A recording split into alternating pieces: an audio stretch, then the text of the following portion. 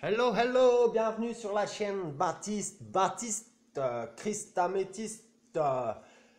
Euh, ouais, là je fais le joyeux fanfaron, mais à la base je suis très cool, très calme. Mais dès qu'on allume la caméra pour faire une vidéo, je sais pas ce qui nous prend, on devient fou!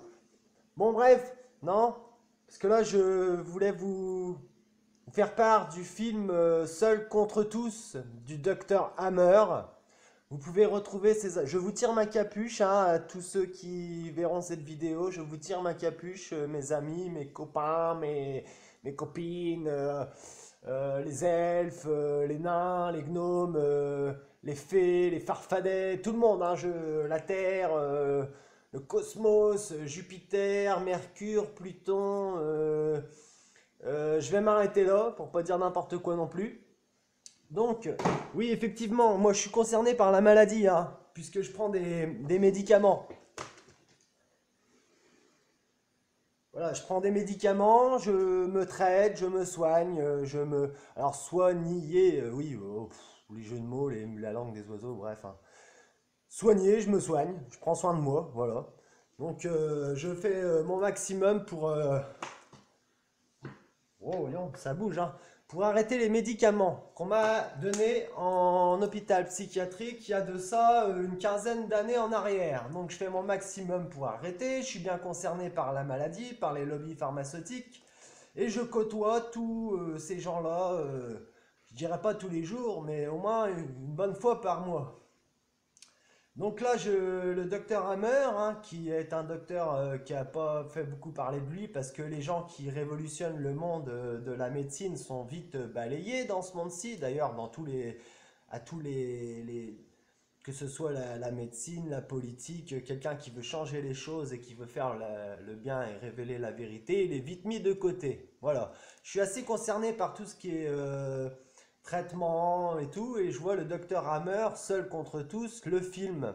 Alors Joël Vérin, qui a une chaîne YouTube, qui a une radio, pas une radiologie, hein, une radio sur Internet, ça s'appelle Joël Vérin, elle republie ses entrevues sur YouTube, vous tapez Joël, Joe2Le Vérin, V-E-R. Attendez, je vais regarder, pour pas me tromper. Joël Vérin, V-E-R-A-I-N. Voilà. Donc c'est Seul contre tous, le film du docteur Hammer. C'est un monsieur qui avait compris comment soigner le cancer et qui avait réussi à soigner des gens du cancer. Il a été vite mis de côté, je peux vous garantir qu'il n'a pas fait très long feu, mais qu'il a été quand même soutenu pendant un certain temps et qu'il a fait beaucoup parler de lui. Donc moi qui suis concerné par tous ces traitements qu'on me donne et tout, je peux vous dire que c'est pas tous les jours facile. J'ai des fois où je culpabilise, hein, de prendre certains traitements. Merde, je suis coiffé comme un plouc, c'est pas grave, m'excusez. Je suis concerné par tout ça. Vous savez, c'est lourd, quoi. Prendre des médicaments tous les jours, c'est vraiment... voilà, si on n'a pas un minimum qu'on fait pas du sport à côté, qu'on n'a pas des activités, que ce soit la méditation, la course à pied, la marche, la natation, la respiration alchimique,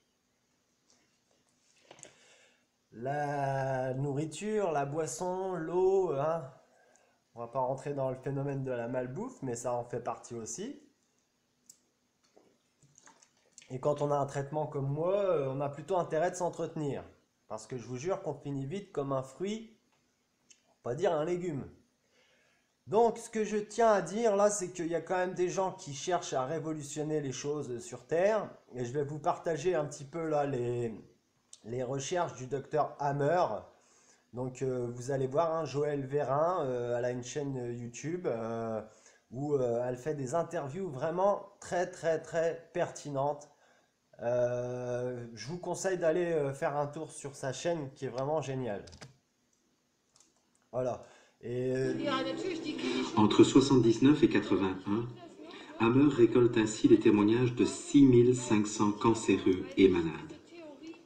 De ces témoignages et des analyses qu'il en fait, Il tire des conclusions d'autant plus surprenantes qu'il les vérifie dans 100% des cas, ce qui n'a jamais été le cas en médecine avant lui. Vous voyez, c'est Première conclusion, excellent. le cancer d'un organe particulier résulte toujours du même type de choc émotionnel. Un même organe est donc toujours relié au même ressenti émotionnel, ce qui lui permet d'établir une cartographie précise de chaque cancer en rapport avec les chocs ressentis. C'est ainsi qu'il a observé, par exemple, qu'un cancer du sein gauche, chez une femme droitière, est toujours provoqué par ce qu'il appelle un conflit de nid. Voilà, hein, on s'aperçoit que le cancer, du moment j'ai fini de faire le guignol, on s'aperçoit que le cancer, ça tient à des chocs, hein, à des drames émotionnels qui engendrent des frustrations, que ce soit au niveau sexuel,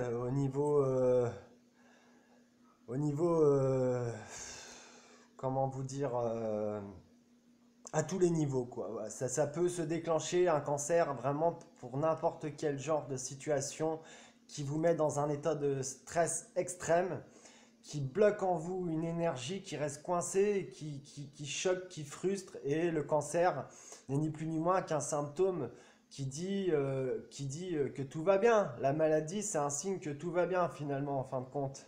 Parce qu'elle est là pour vous dire que quelque chose ne va pas, justement. Donc la maladie, ce sera plutôt... Vous voyez, le problème et la solution sont un peu les mêmes faces d'une même pièce. Mais ce qui est intéressant, c'est qu'avec le docteur Hammer, c'est des gens, des personnages. Parce qu'au-delà des gens, des gens, hein, il y a des gens, il y a des Pierre, il y a des Paul, mais il y a des personnages aussi. Et donc, ils ont fait une tableau de correspondance du cancer. Et ils ont pu faire des études, des recherches qui montrent des choses extraordinaires. Et il n'y a rien de compliqué. Tout est simple. Ne pas chercher à faire compliqué quand on peut faire simple. Voilà. Et on sait que les lobbies pharmaceutiques, hein, c'est vraiment, voilà, on peut soigner le cancer. Il y a beaucoup de preuves. Maintenant, au-delà du mot preuve, il y a beaucoup de raisons de dire qu'on n'a plus besoin d'avoir des vaccins, des médicaments, des traitements hyper lourds, des chimiothérapies. Voilà. Donc moi je m'intéresse bien sûr à tout ça puisque je suis concerné. Mais bien sûr, si je peux vous le partager, c'est un honneur pour moi. Vous avez bien compris ce que j'ai dit. Et faites passer le message autour de vous que la maladie n'est pas une fatalité en soi, qu'il y a des solutions. De toute façon, il y a les Shadocks hein, qui disaient s'il n'y a pas de solution, c'est qu'il n'y a pas de problème. Bon ça, c'est pour rigoler, mais c'est vrai. Avec un enfant, réel ou virtuel. Le cancer des testicules ou des ovaires est en relation avec un conflit de perte brutale. Quant au cancer des os, par exemple, il est toujours déclenché par un grave conflit de dévalorisation. Deuxième conclusion, il parvient à visualiser sur les scanners du cerveau la trace du surstress provoqué par le choc émotionnel. Pardon, excusez-moi, ça marche mal. On s'aperçoit que... Je me rappelle plus du coup. Je vais retourner en arrière. Dévalorisation. Voilà. On s'aperçoit que souvent c'est la dévalorisation. Donc c'est très important à retenir. Parce que finalement c'est pas si compliqué que ça. Hein. La dévalorisation, tout le monde sait ce que c'est. Deuxième conclusion. Il parvient à visualiser sur les scanners du cerveau la trace du surstress provoqué par le choc émotionnel. Il découvre ainsi qu'à chaque type de choc correspond toujours la même zone du cerveau qui est toujours en relation avec le même organe. Voilà, vous entendez, ça c'est le choc émotionnel précis, donc le foyer cérébral est spécifique aussi. C'est ce qu'il vérifie. Dans les mêmes exemples que tout à l'heure, le conflit de nid se manifeste comme un foyer dans le cervelet droit latéral. Le conflit de perte dans la partie occipitale du cerveau, tandis que le cancer des os dans la moelle du cerveau. Ainsi, l'examen précis et minutieux d'un scanner du cerveau permet au docteur Hammer de déterminer avec certitude quel organe est touché par le cancer. Troisième conclusion, ces corrélations en triade entre le choc psychique, la zone cérébrale et l'organe touché prouvent non seulement Donc voilà, un choc émotionnel, foyer cérébral spécifique, cancer d'un organe particulier. C'est une triade. C'est un effet... que la maladie ne se déclenche pas. C'est un effet boomerang finalement. La maladie se déclenche par des répercussions et si elle n'est pas prise à temps, c'est mieux qu'elle soit prise à temps, qu'elle soit détectée avant. D'où le proverbe mieux vaut prévenir que guérir. Pas par hasard, mais que son développement est entièrement commandé. Ouais, moi j'ai entendu dire des gens qui disent ouais, voilà, les narcissiques, les pervers, les mères narcissiques, les pères narcissiques et tout. Oui, d'accord, moi vous savez, j'ai des parents qui sont comme ils sont. Je vais pas rentrer dans le détail de rejeter la faute sur l'extérieur. J'ai des choses à dire là-dessus, mais j'en reviendrai sur une autre vidéo, parce que c'est pas le sujet. Donc je vais pas m'écarter, on va rester là sur le docteur Hammer. Par le cerveau. Mais tout ça pour dire que le hasard n'existe pas. Le hasard n'existe pas. Partant de là, Donc il existe. Qu'est-ce que t'as fumé, Baptiste? Bah. Hammer teste avec ses patients volontaires une nouvelle approche thérapeutique. Son raisonnement est le suivant. Si un choc brutal engendre un ressenti émotionnel traumatique, et si ce ressenti déclenche dans le cerveau la mise en route d'un programme biologique qu'on appelle une maladie.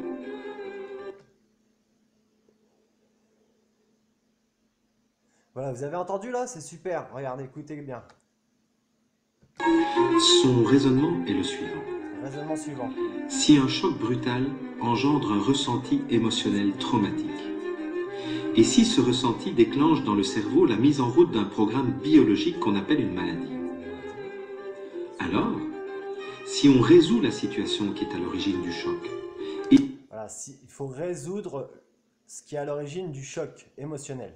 Et ou si on résout le traumatisme émotionnel qui lui est relié, le cerveau devrait en toute logique commander et contrôler un œdème de réparation. La régression de cette même maladie. Donc un œdème de réparation. C'est ce qu'il observe. Donc une régression du cancer. De façon presque systématique. Il devient témoin ainsi de la dissolution, de la nécrose ou de la désagrégation naturelle des tumeurs cancéreuses en quelques semaines, sans chimiothérapie, sans radiothérapie. Voilà, donc c'est clair, hein. Je ne vais pas rentrer dans un long débat sur le sujet, mais je pense que vous êtes assez intelligent pour comprendre. Moi j'espère. Et donc moi je me renseigne un peu au niveau médecine, puisque je suis le premier concerné, et je me rends compte en fait que les médicaments, les chimios, les radiothérapies, c'est terrible, c'est horrible. Parce que le corps peut se soigner par lui-même, peut se guérir par lui-même. On est une machine biologique extraordinaire qui a la capacité, le pouvoir de se guérir, de s'auto-régénérer.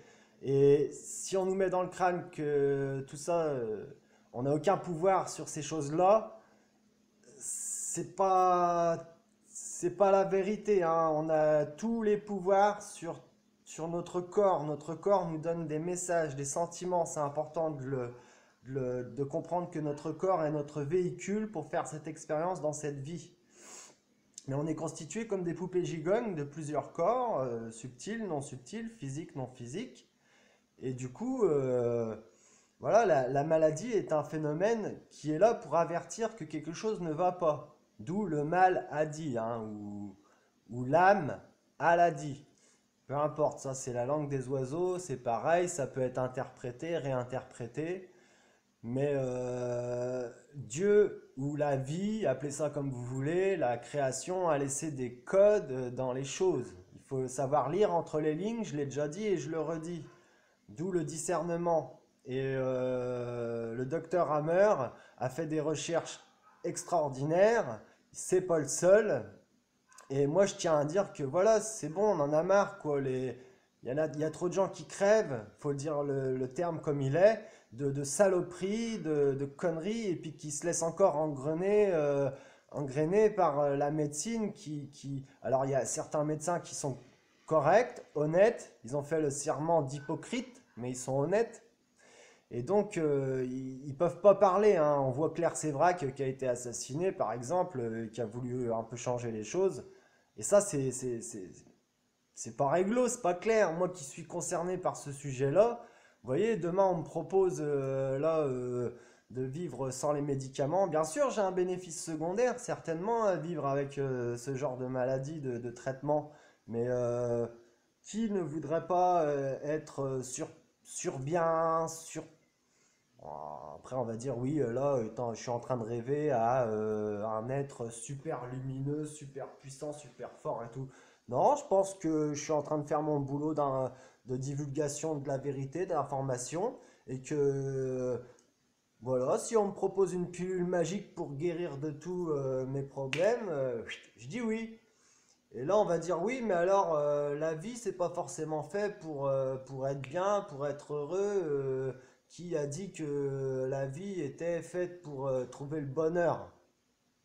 Oui, c'est vrai, mais vous apercevrez quand même que on qualifie les choses en fonction de négatives ou positives. Et c'est là qu'on arrive à se situer, puisqu'en fait le mal et le bien ne sont qu'un point de vue. Donc finalement, on considère que ce qui nous arrive ou que ce qu'on sent est négatif à partir du moment où on le qualifie comme tel. Donc c'est encore un autre raisonnement qui m'amène à dire que je suis en train de défendre ma petite personne, entre guillemets, mais lui, mon être supérieur, mon soi divin, il est largement ailleurs et il s'occupe pas du tout de ce que je fais moi ici dans la matière. En revanche, j'ai mon petit truc dans la matière et voilà, je l'exerce, je l'exploite et on est tous pareils, on a tous besoin de notre bout de beefsteak, c'est comme ça, on est sur ce monde, dans ce démon, tout est inversé, tout est changeant, tout est perverti. Mais moi, je regrette que des gens qui veulent changer les choses soient mis de côté ou assassinés. Et ça, je trouve que c'est pas normal. Voilà. C'est pas normal. C'est pas normal. Daniel Balavoine a été assassiné. Coluche a été assassiné. Jimmy Guilleux, il a été assassiné. Et on en passe. La liste est longue. Donc vous voyez, n'importe qui peut être assassiné et je pense que quand ça vous touche personnellement, dans votre famille ou en tant qu'ami ou personne que vous aimez bien, là vous commencez à avoir un sentiment de révolte en vous. Et ce qui va vous aider aussi, c'est le pardon. Le pardon. Alors le pardon, il n'y a pas besoin de pardonner, puisque finalement, pourquoi pardonner quelqu'un qui a fait quelque chose qui nous aide? Puisque le bourreau, il a choisi d'être le bourreau de celui qui veut être la victime. Donc chaque personne évolue et est à sa place. Donc finalement, moi, je suis en train de défendre un bout de beefsteak ça n'a aucun intérêt, mais je le fais quand même. Mais j'essaye de donner un axe de vue un peu large et holistique et non duel sur aussi ma version de la vie parce que j'ai aussi de la sagesse et j'ai compris que plus on résiste, plus ça persiste. Et quand on regarde, ça disparaît. Quand on accueille, ça disparaît. Ça, c'est important. Je voulais vous le dire aussi que c'est pas important de défendre son territoire, sa personne. Vous préférez être heureux ou avoir raison? Je pense que la réponse est OK. Donc sur ce, je vais vous quitter. Je vous dis bien à vous. Allez vous renseigner sur les travaux du docteur Hammer parce qu'il y a quand même des choses super intéressantes. Et quand on est concerné par ce genre de maladie ou de problème dans la vie, bah, je pense que voilà, on a autre chose à foutre que d'attendre que le monde s'éveille. Si ton père il a le cancer, tu vas pas faire du développement personnel, tu vas t'occuper de ton père, c'est la priorité. Donc voilà, c'est des choses qui sont quand même comme ça. Et il faut que ça soit... faut arrêter d'être dans le rose tout le temps. Il faut aussi voir le noir et se dire que ce noir, il existe, il est là pour une bonne raison et que de toute manière, les choses un jour ou l'autre vont se savoir et c'est important à en parler. Je vous remercie de m'avoir écouté. Voyez-vous, il est tard et je vais couper la vidéo en vous disant bien à vous et merci à tous. Je vous adore.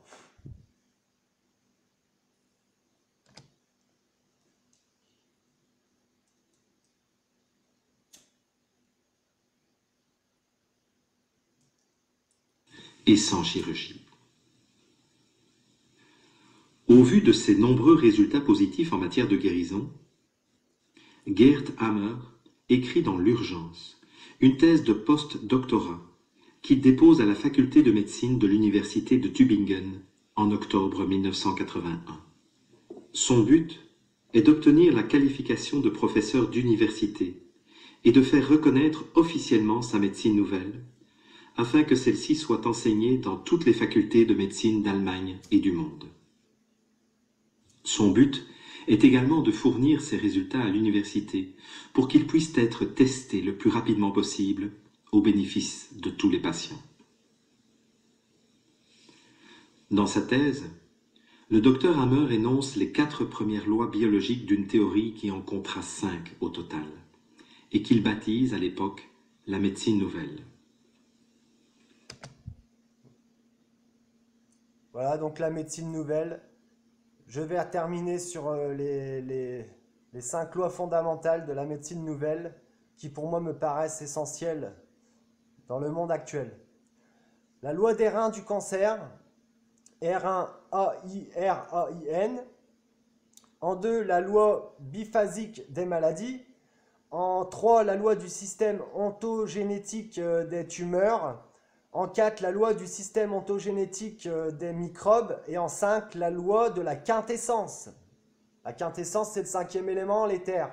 Donc voilà, allez voir ces recherches, c'est très intéressant. Je ne suis pas en train de défendre mon bout de beefsteak, mais j'avais envie d'en parler, voilà, c'est nécessaire. Bien à vous. Big up!